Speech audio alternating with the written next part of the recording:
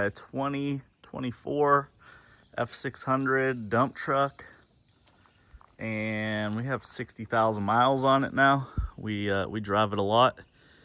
Just did a little bit. I had a little bit of steering work done. Drag link and the ball joint on the drag link were worn out, and so just had them replaced. Had to get alignment, do a tire rotation, replace one tire that it wore out. Anyways, truck's going good. I'm liking it a lot more than that GMC nightmare. But anyways, I'm changing the air filter on the truck, and the air filter lives right here on the passenger side. I already changed it. Just take this clip off, and there's a same clip right here. Take it off. I disconnected this connector. You just pull a tab up on the back, squeeze it, pinch it, and pull off. And then you can loosen this clamp up here. I gotta tighten it back up. I sometimes pull it out of this boot because there's not a lot of room here without taking the battery out. It will come up. You'll have to push it over here towards the air intake. Push it over, and then the bottom just has tabs that go down in. So it's a bit of a chore, but this is what the filter looks like. This one was changed last year. A little dirty on the pre-filter. I use factory filters and stuff. So Motorcraft, here's the part number, FA2031, or the LC3Z9601E. Not sure what the actual part number is, but these aren't too expensive. I think they run around 40 bucks. All right, next is the cabin air filter. Cabin air filter lives behind the glove box. So you see this tab here. There's a tab, and you can see right here, tab. You just basically, I'm gonna have to, you just push it in till it disengages.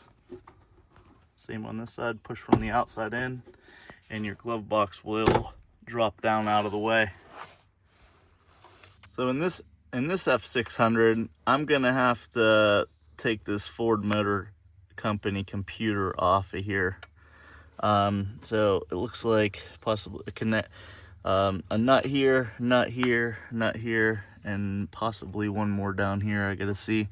I have to pull these connectors out of this computer, move it out of the way. That honeycomb panel back there is the cabin air filter. So I gotta get to that. There's just two tabs. Pull it off and slide the new filter in.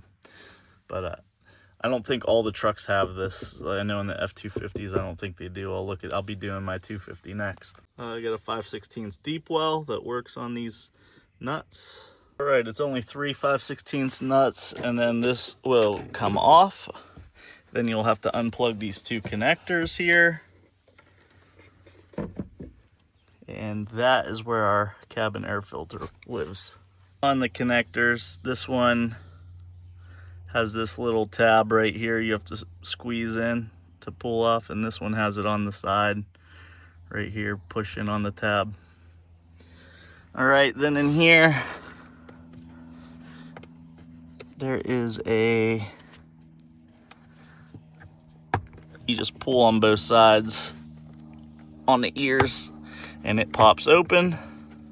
Be careful of these connectors below. Here's a good look at it. These are the two ears you were pulling on, and then those clip down. Those just go down in the bottom so you can fold it out and pull it out. All right, there's the cabin air filter. As you can see here, it looks like a mouse nest up in there.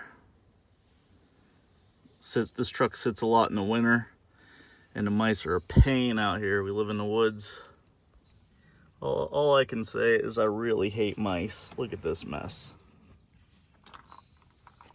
That's ridiculous. That's our cabin air filter. Real nice. Well, that air filter was filthy. Good thing we're changing it. Also, that might have been a chipmunk. I don't know if mice eat acorns or not, but anyways, FP92 air filter for passenger compartment. Airflow should be pointing down towards the floor. And slide this in. I don't know how they're climbing into that. Make sure it's in all the way. So that's what it should look like, with the arrows pointing down. And then we're gonna put this cover back on. You can see the bottom clip goes in there and the other one goes in there. And then we're just gonna push it on, and those two ears right there will clamp. Just like that. All right, it's on. Now we're gonna put the connectors back on this and put this back on the 3 studs. All right, those 3 nuts are back on and snug. Connectors are good. Now all we have to do is put the glove box back. The only thing you'll have to watch here is you'll have to align this track. It goes right inside of this gear. So just feed it in there and then push it closed, and you'll have to hit your 2 tabs. They might clip on automatically, or you might have to push them on. Okay.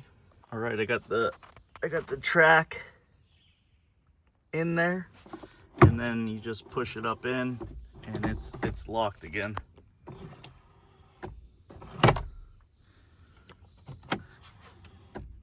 All right, job complete. Thanks for watching. Please like and subscribe.